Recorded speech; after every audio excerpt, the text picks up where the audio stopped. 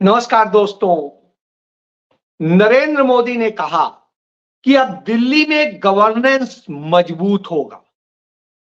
अरविंद केजरीवाल कहते थे नरेंद्र मोदी को आम आदमी पार्टी को उखाड़ने के लिए दूसरा जन्म लेना पड़ेगा हराने के लिए। और वो कहते थे कि दिल्ली के मालिक हम हैं। तो दिल्ली के मालिक वो खुद को कहते थे। आज दिल्ली से वो विदा हो चुके हैं, या कहें कि आम आदमी पार्टी की, अरविंद केजरीवाल की राजनीति अस्त हो गई है। उधर जब इतना दम्भ हो तब आता है कि आखिर ये स्थितियां पैदा क्यों हुई, क्यों यह स्थिति पैदा है, क्यों केजरीवाल के थप्पड़ पड़ा था और क्यों उनके साथियों ने उन्हें छोड़ दिया था। क्यों इस वक्त में कांग्रेस पार्टी अरविंद केजरीवाल को लड़ रही थी, या जनता कांग्रेस को जिताने को अभी तैयार नहीं थी। बहुत से विषय हैं, इसी पर आपसे बात करूंगा। मैं एक पुस्तक का जिक्र करता हूं। यह पुस्तक है कि आप देख सकते हैं, द नेहरूवियन एरा, और ये सत्य कसूरी जी हैं, खड़गपुर में रहते हैं जहां आईआईटी है, और उन्होंने लिखा है। इसमें उन्होंने कुछ लोगों के कोट दिए हैं जो पंडित नेहरू के बारे में लिखे गए। इनमें सरदार वल्लभ भाई पटेल का कोट है, इसमें सुभाष चंद्र बोस का कोट है, इसमें अटल बिहारी वाजपेयी का कोट है, और इसमें सबसे बड़ी बात, सुभाष चंद्र बोस कहते हैं इन दिनों मैं आपको बहुत मिस कर रहा हूं। अपनी चिट्ठी लिखते हैं पंडित नेहरू को और कहते हैं इन दिनों मैं आपको बहुत मिस कर रहा हूं इन महीनों में, क्योंकि मुझे लगता है कि आपका जो वर्क है, जिस तरीके से काम करने का तरीका है, उसकी बेहद जरूरत है। वही दूसरी तरफ सरदार वल्लभ भाई पटेल लिखते हैं, Jawaharlal and I have been fellow member of Congress, और उसको कहते हैं कि किस तरह योद्धा की तरह से नेहरू स्ट्रगल करके कांग्रेस को यहां तक लेके आए। यानी वो कांग्रेस को इस स्थिति तक ले आने के लिए नेहरू को बड़ा श्रेय देते हैं। वहीं अटल बिहारी वाजपेयी का भी एक कोट है जो उन्होंने संसद में दिया कि भारत माता जो है रो रही हैं, आज भारत माता रो रही है, ये उन्होंने तब कहा था जब पंडित नेहरू का निधन हुआ था। और इसके अलावा पंडित नेहरू के एक कोट का जिक्र है, उसका जो जिक्र है उसमें पंडित नेहरू जो कहते हैं, मैं वो हिंदी में अनुवाद बताता हूं। कल के आदर्श और उद्देश्य आज भी आदर्श थे, लेकिन इसमें से कुछ चमक खो गई, और यहां तक कि जैसे ही कोई उनकी ओर बढ़ता वे उस चमकीली सुंदरता को खो देते जो दिल को गर्म करती थी और शरीर को जीवंत करती थी। बुराई अक्सर जीत जाती थी, लेकिन जो सबसे बुरा था वह था जो सही लगता था उसे खुरदरा और विकृत करना। यानी आप समझ लीजिए, जो सबसे सही था उसे विकृत किया जा रहा था। क्या मानव स्वभाव इतना बुरा था कि उसे उचित व्यवहार करने और मनुष्य को वासना, हिंसा, धोखे के प्राणी से ऊपर उठाने से पहले पीड़ा और दुर्भाग्य के माध्यम से प्रशिक्षण की आवश्यकता थी। यानी पीड़ा और दुर्भाग्य दे के प्रशिक्षण देने की जरूरत थी। और इस बीच क्या वर्तमान, क्या निकट भविष्य और मौलिक रूप से बदलने का प्रयास विफल होने के लिए अभिशप्त था। यानी जो प्रयास किया जा रहा था कि तमाम बदलाव किए जाएं, सकारात्मक बदलाव किए जाएं, वो अभिशप्त है, विफल रहे। ये मैं क्यों कह रहा हूं? आज मैंने इस पुस्तक का जिक्र किया कि सत्य कस्तूरी जी ने जो एक पुस्तक लिखी है, अमेजॉन पे भी उपलब्ध है। इस पुस्तक में उन्होंने तमाम जिक्र किए और उन आपको पढ़ना चाहिए, वैसे तो इंग्लिश में है, बहुत अच्छे ढंग से उन्होंने तमाम उनकी विदेश नीति से लेकर सब पे वर्णन किया है। मैं इसका जिक्र इसलिए कर रहा था, राहुल गांधी ने एक बदलाव की राजनीति शुरू की। राहुल गांधी ने शुरू किया कि इस देश के गरीब गुरबे को हक मिले, इस देश के वो उन्होंने किया जो पंडित नेहरू ने उस रात, देश की आजादी की रात को, आजादी मिलने के समय में जो कहा था, वो सेंट्रल हार्ट की बात उन्होंने कही कि देश के सबसे आखिरी पंक्ति के व्यक्ति के आंख में जब तक आंसू है तब तक हमारी आजादी पूरी नहीं होगी। बिल्कुल राहुल गांधी ने इसी पे काम किया कि सबसे पिछली पंक्ति के व्यक्ति को कैसे हक मिले। वो जो पंडित नेहरू ने 75 साल पहले सपना देखा था, राहुल गांधी उसके लिए लड़ रहे थे। राहुल गांधी चाहते थे उस दलित, पिछड़े, वंचित, आदिवासी, अल्पसंख्यक और गरीब सवर्ण क्लास के लोगों को उसका लाभ दिया जाए, उसके लिए वो लड़ रहे थे। जो भेदभाव है वो मिटे, चाहे जातियों का हो चाहे धर्मों का। अल्पसंख्यक असुरक्षित महसूस ना करे और हर कामगार, हर व्यापारी यह महसूस न करे कि उसके काम में सरकार घुस रही है, उसे परेशान कर रही है। किसी की बोलने की स्वतंत्रता, ना अभिव्यक्ति की स्वतंत्रता न छीनी जाए और किसी में डर न रहे, न डरो न डराओ। और उस संविधान की प्रति लेकर के जो बाबा साहब भीमराव अंबेडकर नेहरू के प्रयासों से बनकर तैयार हुआ था, उसको लेकर के वो यह संदेश दे रहे थे। लेकिन शायद इस देश में लोगों को वो समझ में नहीं आ रहा। और जैसा पंडित नेहरू ने तब कहा था कि अभिशप्त है, तो उसमें जो अभिशप्त होने की कि मौलिक रूप से बदलने का प्रयास विफल होने के लिए अभिशप्त, तो आज वह अभिशप्त समाज हमें दिखाई दे रहा है, लोग दिखाई दे रहे हैं। उन्होंने वोट दिया अरविंद केजरीवाल को हराने के लिए, लेकिन उन्होंने वोट दिया विनाश को चुनने के लिए, विपदा को चुनने के लिए। यह दुखद है। उन्होंने उसका सही जवाब नहीं दिया, अपने लिए वोट नहीं दिया, उन्होंने वोट दिया। और यही हरियाणा में हुआ, यही महाराष्ट्र में हुआ, यही छत्तीसगढ़ में हुआ, यही मध्य प्रदेश में हुआ, यही राजस्थान में हुआ।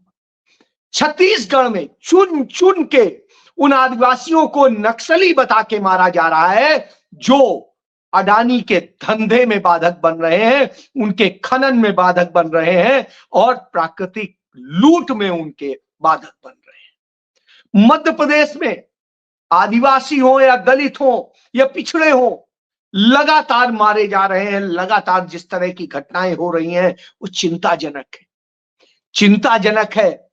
राजस्थान में जिस तरह से हो रहा है, वहां कांग्रेस पार्टी विधानसभा के भीतर सरकार को घेरे हुए है, रुला दिया है, उसने लड़ रही है। जब अमेरिका से बेड़ियों में जकड़े हुए, हाथों में हथकड़ी पहने, मुंह में मास्क लगाए जब हमारे नागरिक हमारी धरती पे उतरते हैं, हम शर्म से लज्जित हो जाते हैं। हमें मेक्सिको की वो महिला राष्ट्रपति याद आती है जो इतने दम के साथ कहती है हमारे नागरिकों के साथ यह मत कर देना। हमें कोलंबिया याद आता है जिसका राष्ट्रपति अमेरिका के सेना के जहाज को वापस कर देता है, कहता है हम अपने नागरिकों को सम्मान से खुद लाएंगे, वो नागरिक है हमारे, और वो करता है। लेकिन हमारे यहां हमारा विदेश मंत्री जब संसद में जवाब देता है तो वो अमेरिका की तरह है, कहता है ये तो अमेरिका का नियम है। भूल जाता है वो इंदिरा गांधी थी, वो पंडित नेहरू थे, वो राजीव गांधी थे, कि डांट देते थे अमेरिका को और अमेरिका की घिघी बन जाती थी। वो डॉक्टर मनमोहन सिंह, जिन्हें मनमोहन सिंह कह के आपने बदनाम किया, वो इस स्थिति में थे कि डांट देते थे और अमेरिका के दूतावास में बुलडोजर चलवा देते थे। अमेरिका घबरा जाता था और देवयानी को ससम्मान भारत भेजता था। लेकिन आज जो हो रहा है वो लज्जाजनक है। जितने आ चुके हैं, अब एक 498 की खेप और आने वाली है, 205 आ चुके हैं, ये क्रम जारी रहेगा। इसलिए इसका जिक्र करना कि यह दशा है कि श्रद्धा वालकर के नाम पर, कि उसको आफताब में मार डाला, उसके टुकड़े टुकड़े कर डाले, और यह कहते हुए 3 साल उसकी राजनीति हिंदू मुस्लिम की करी, और करने के बाद आज 3 साल बाद उसके पिता अपनी बेटी के वो टुकड़े प्राप्त करके उसका अंतिम संस्कार करने के लिए तरसते तरसते मर गए, लेकिन वो नहीं मिले। भाजपा ने उसके लाश के टुकड़ों पे राजनीति की। यह सत्य है।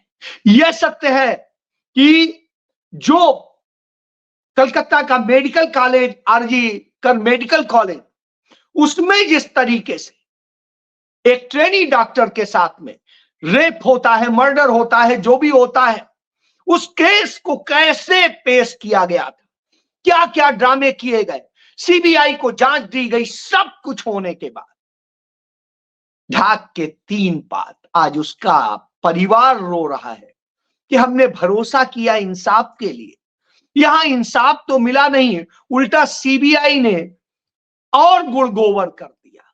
जो राजनीति कर रहे थे, इस पर वोट मांग रहे थे, उनके ये हाल है। वो कह रहे हैं कि अब दिल्ली में गवर्नेंस लौटेगा।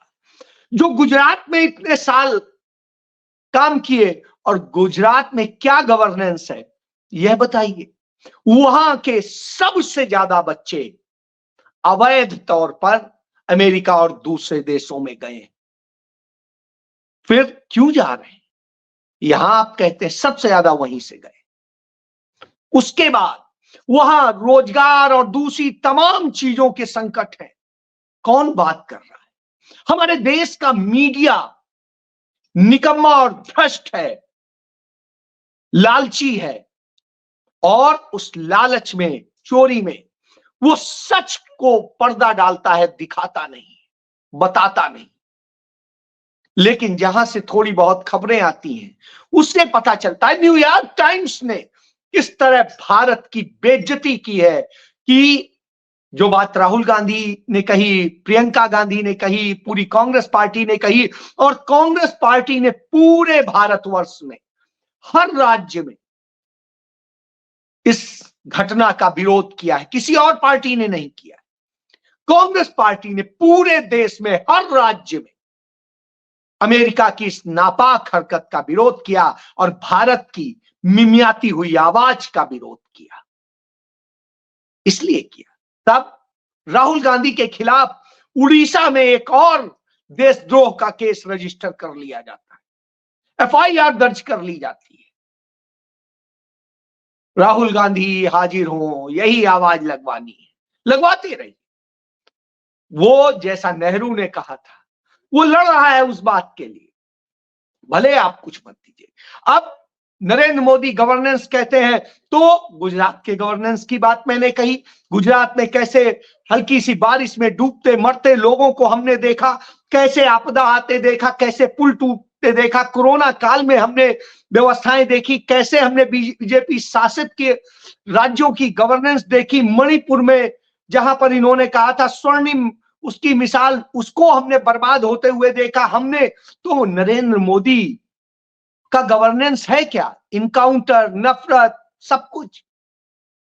कुशीनगर उत्तर प्रदेश में एक मस्जिद को बुलडोज कर दिया जाता है, फतेहपुर में एक मस्जिद को बुलडोज कर दिया जाता है, अभी हाल की घटना है। हफ्ते में ये हो जाता है, कोई नहीं। फिर भी वो जाके वोट कहां देंगे? उन्हीं लोगों के जो कभी न कभी भाजपा के साथ खड़े हुए, चाहे समाजवादी पार्टी हो, चाहे आम आदमी पार्टी हो या कोई भी और। आप याद करिए, अरविंद केजरीवाल वही है जो राजघाट पे जाके बैठ गया था, थप्पड़ पड़ा था जब एक प्रदर्शनकारी ने मांगा था, गांधी की शरण ली थी, लेकिन सत्ता में देखा गांधी उतना नहीं हमारे काम आएंगे, क्योंकि मैं तो संघ का हूं, तो गांधी की फोटो हटाई, नास्तिक का चेहरा दिखाया, मैं तो नास्तिक हूं, और भगत सिंह की फोटो लगा ली। फिर देखा उससे काम नहीं चलेगा तो डॉक्टर अंबेडकर की फोटो लगा ली, उससे भी काम नहीं चलेगा तो फिर से संघी आ गया, हनुमान भक्त हूं, कट्टर हनुमान भक्त हूं, फिर अपने आप को कृष्ण का अवतारी बताने लगा, और फिर रुपए पे गांधी की तस्वीर हटा के गणेश लक्ष्मी की फोटो छापने की बात करने लगा। फिर इस तरीके से जब वो करता है, वो कहता है कि शाहीन बाग को जलियांवाला बाग बनाने के लिए लोग तैयार हैं, इसलिए मुझे पुलिस दे दो, 2 घंटे के अंदर सब खाली करा दूंगा। मरकज को लेकर के जिस तरीके से वो कहता है और जिस तरीके से वो तमाम सारे दिल्ली में सांप्रदायिक दंगों में जो भूमिका अदा करता है, इसलिए वो हारा है। लेकिन क्या सही चयन किया? वहां के मुसलमानों ने सही चयन किया? नहीं किया। क्या वहां के दलितों ने सही चयन किया? नहीं किया। यही अभिशप्त है, इसीलिए यह अभिशप्त है, क्योंकि सही चयन करते नहीं, यही बात कही। अरविंद केजरीवाल ने झूठ बोला, कसम खाई कि मैं कभी राजनीति में नहीं आऊंगा, कभी कोई चुनाव नहीं लड़ूंगा। अर्णव गोस्वामी के शो में कहा था, लेकिन लड़ा। उसने कहा हमारे किसी पे आरोप लगेगा तो तुरंत वो राजनीति से हट जाएगा जब तक क्लीन चिट नहीं मिल जाएगी, लेकिन खुद लड़ता रहा। हरियाणा गया, कहा यदि आप वो करेंगे तो आप सर्टिफिकेट देंगे कि मैं निर्दोष हूं, क्या हूं, मैं वैसी राजनीति करूंगा। वहां हार गया, जमानत जब्त हुई। दिल्ली में भी यही बात कही, दिल्ली में हार गया, तो इसका मतलब है कि वो भ्रष्ट है। और इसके बाद फिर उसने जिस तरीके से कहा कि वैगन आर नीली लेकर के चला था, और उसके बाद ग्लोस्टर चुनी उसने, बच्चों की कसम खाकर पलट गया। केजरीवाल का भरोसा टूटने का ही नतीजा है कि वो 2/3 पर कम हो गया। रेवड़ी कल्चर की जो बात करी, ईमानदारी फेल हो गई। आम आदमी पार्टी का जो ओवर कॉन्फिडेंस था वो डूब गया। घमंड ने तोड़ दिया, जो मैंने पहले बताया। शराब घोटाले से लेकर के सब में इमेज बिगड़ गई, फ्री बीच की स्कीम, टूटी सड़कें और सब कुछ हालात बिगड़ गए, दिल्ली को बदहाल कर दिया। दिल्ली हारे, केजरीवाल पर अब खतरा मंडरा रहा है। आम आदमी पार्टी खत्म हो जाएगी, या आम आदमी पार्टी का अस्तित्व मिट जाएगा, या आम आदमी पार्टी को भाजपा खा जाएगी, ये आज सवाल खड़े हैं। कांग्रेस ने जब कहा कि आओ साथ मिलके लड़ें, तो कहा नहीं हम अकेले लड़ेंगे, 70 सीटों पे अपने प्रत्याशी घोषित कर दिए। और नतीजा क्या हुआ? कांग्रेस तो नहीं जीती। ये अभिशप्त है, क्योंकि सच कहने वाला अभिशप्त है। तो कांग्रेस पार्टी ने जो 14 सीटों पे मार्जिन लिया, उसने आम आदमी पार्टी को हरा दिया, खुद केजरीवाल को हरा दिया, मनीष सिसोदिया को हरा दिया और उनके साथियों को हरा दिया, धुरंधरों को हरा दिया, शीला दीक्षित और डॉक्टर मनमोहन सिंह का बदला लिया। और स्थिति यह कि उन्होंने जिस तरीके से किया, तो उसका नतीजा यह है वो डूब गए। लेकिन क्या जो लोग कांग्रेस के साथ आके लड़े वो भी अपना फर्ज निभा रहे हैं? नहीं निभा रहे हैं। उदाहरण के लिए बताता हूं, जम्मू कश्मीर में उमर अब्दुल्ला हर चीज पे टिप्पणी करते हैं। जम्मू कश्मीर में एक युवक को टार्चर कर करके पुलिस वालों ने मार डाला। उमर अब्दुल्ला के मुंह से आवाज नहीं निकल रही, लेकिन हर बात पे वो कांग्रेस को नसीहत देते नजर आते हैं। कांग्रेस का सहारा लेकर के वो लड़े और जीते, सरकार बनाई, और अब कांग्रेस को ही नसीहत देते हैं। तो यह स्थिति है। इसी तरीके से समाजवादी पार्टी करती है, इसी तरीके से लालू यादव के बेटे तेजस्वी करते हैं, इसी तरीके से शरद पवार करते हैं, उद्धव ठाकरे। तो सवाल आता है असल में आप क्या कर रहे हैं? आपने क्या योगदान दिया? आप सब तो दिल्ली में भी कांग्रेस को हराने के लिए लगे थे, मिल के लगे थे, और इसी तरीके से हरियाणा में भी आप सब मिल के लड़े थे कांग्रेस को हरवाने के लिए। इसी तरीके से मध्य प्रदेश हो, छत्तीसगढ़ हो, राजस्थान हो, वहां पर भी आप हराने के लिए कांग्रेस के सब एक होके लड़े। सब कांग्रेस को हराएंगे, क्योंकि सच की राजनीति नहीं चाहिए, राहुल गांधी नहीं चाहिए उन्हें। तो फिर जनता आकर के कसाई को चुन लेती है और कसाई आप पर राज करने लगता है। यह सत्य है। तो अभी भी वक्त है, पहचानिए, जानिए, नहीं तो जो होने वाला है वो आप देखते रहिए। अंततः विपदा आप पर टूटेगी। जय।